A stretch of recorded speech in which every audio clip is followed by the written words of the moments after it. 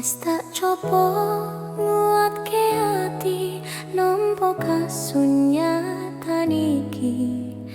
Nadyan perih rasane aku kudu sadar diri.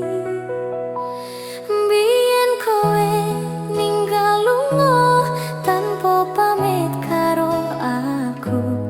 Saiki we teko ning ngarepku mung ngeterke undangan rapimu.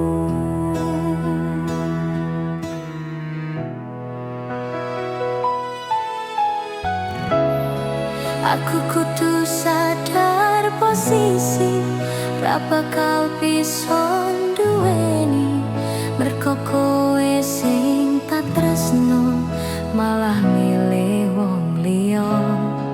Mung iso tak pendem ning ati rasa sayang ro tresnoku iki.